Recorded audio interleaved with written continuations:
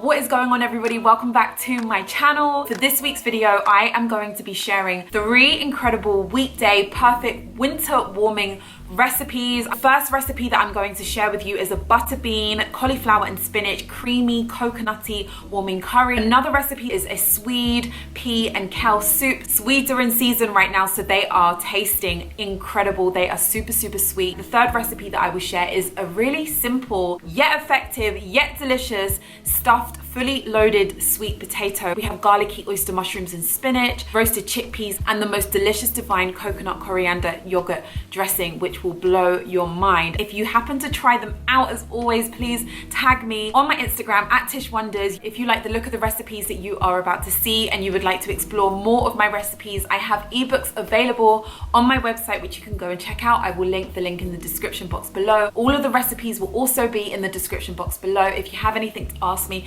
anything to say, then drop me a comment. Let's get straight into recipe idea number 1.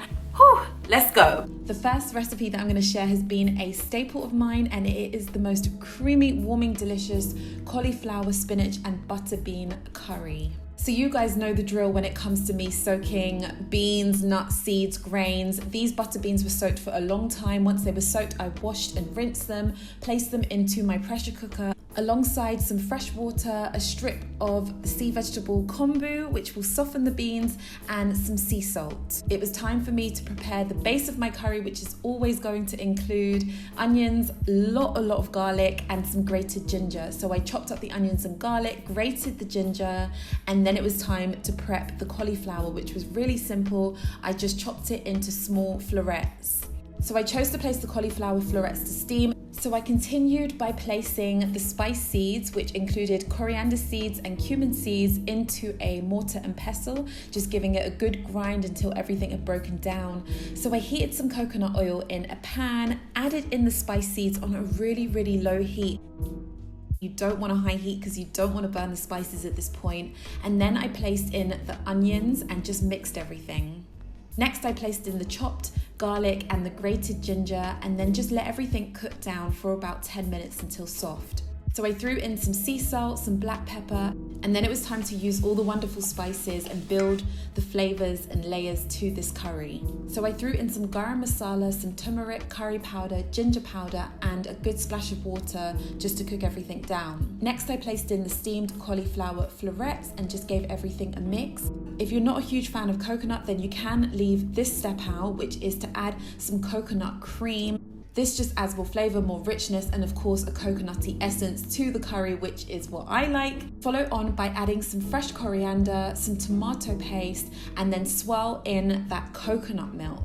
So give everything a mix on a gentle heat, and then throw in the cooked butter beans, add in some dried curry leaves, and then let everything simmer for about 20 to 25 minutes. I went ahead and washed the spinach and added it to the pan. I simply turned off the heat and let the spinach just wilt in the steam of the curry. I then squeezed over some fresh zesty lime and then some more fresh coriander.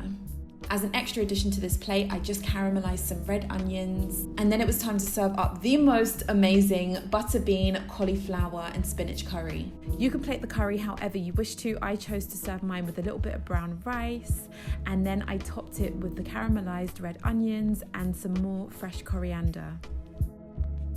As with the first recipe, this second recipe has also been a staple of mine. It's a swede, pea and kale soup. It is super rich, super warming, super comforting, perfect for winter. So as much as I pay attention to detail in how I chop vegetables, this soup requires none of that. It's as simple as placing the ingredients into a pot and cooking it down and blending it. So I roughly chopped up some onions, garlic, ginger and some leeks. I placed some coconut oil into a pan and then placed in the onions, garlic, leeks and ginger, mixed everything down for about 5 minutes until it softened a bit, splashed over some tamari, Threw in some herbs including thyme, oregano, I threw in some cumin powder, some garlic powder, and some black pepper, and I gave everything a good mix. Time to prepare the main star of the meal, and in this case it was swede, which is one of my favorite root vegetables. Washed and chopped up the kale, and then I removed some garden peas from the freezer. So I love garden peas and I always keep some in my freezer, and I thought it would be a great addition for this soup. Firstly, I threw in the swede and gave everything a good mix. I seasoned to taste with some sea salt and just mixed everything down. Again, I used one of my favorite ingredients, which is coconut milk. So I threw in the coconut milk alongside some water, followed on by the kale and the green peas, and then some extra black pepper. And then I just cooked everything down until the swede has softened. Once the swede has softened, place the soup into a high-speed blender. Please take care if you don't have a high-speed blender, as some blenders don't work well with high temperatures. So yeah, just be extra careful. You may also have to do it in 2 batches. Blitz the soup until smooth, until you reach your desired consistency. If you want it a bit finer, then you can go ahead and add a little bit more coconut milk or a little bit more water. If you want to season it, just enhance the flavors a bit, then you can go ahead and add some more sea salt, black pepper, herbs, whatever you need, whatever you require for your palate. So go ahead and serve up your rich, warming, velvety, the most divine swede, pea and kale soup. So I just drizzled mine with a little bit of almond cream. I flash fried some tamari king oyster mushrooms, placed on a little bit of fresh parsley, of course drizzled on some good extra virgin olive oil and a good crack of black pepper. My soup was ready to devour, which I did, both bowls. The third and final recipe is something that you can really just put your own spin on, put your own touch on. But for today, we are going to stuff it with some sauteed mushrooms and spinach, some roasted chickpeas, some purple sprouting broccoli, and the most delicious creamy coconut coriander yogurt dressing. To begin with, place your pierced sweet potatoes into the oven. The trick to cooking chickpeas is to make sure they are as dry as possible. So I just patted my chickpeas down with some paper towel and I placed them into a bowl. I drizzled over some olive oil, some thyme, some oregano. To be honest, I just grabbed as many dried herbs as possible and threw them in. I threw in some cayenne, some paprika, some black pepper, some sea salt. The one thing that I do love on my chickpeas, I have to have them on my chickpeas, is garlic powder. And then I placed them on a flat baking tray and into the oven. The chickpeas will need to be in the oven for about 20 to 25 minutes until golden, toasty and crispy. I had some purple sprouting broccoli, which I just simply steamed, and then I drizzled with some olive oil once it had steamed. Really, really simple. And then it was time to make the creamy coriander coconut yogurt dressing. This is like a newfound favorite of mine. To make the dressing, you are going to need some yogurt of choice.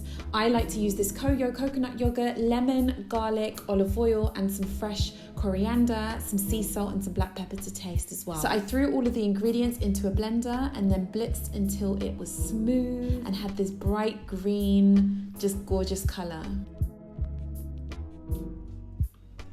So using your mushrooms of choice, I used some oyster mushrooms. I just heated some coconut oil in a pan, simply placed the mushrooms in, splashed over a little bit of tamari, gave everything a mix for a few minutes, then placed in the finely chopped garlic, followed on by some spinach, which just cooked down with the heat from the pan. I then scattered over some finely chopped red onion. I did this at the last minute because I like to retain the color of the red onion. I kind of like a little bit of a crunch.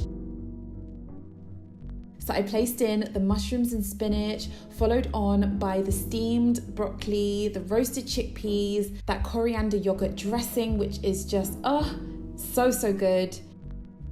Obviously a drizzle of olive oil and some black pepper.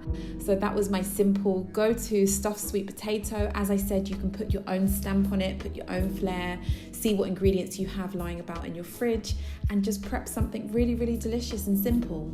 Thank you guys so much for watching. I hope this has given you some ideas for your week to come, for the weeks to follow. If you like the video, please give it a thumbs up, comment if you have anything to ask me below. I will see you all in my next video. Take care, see you all, bye.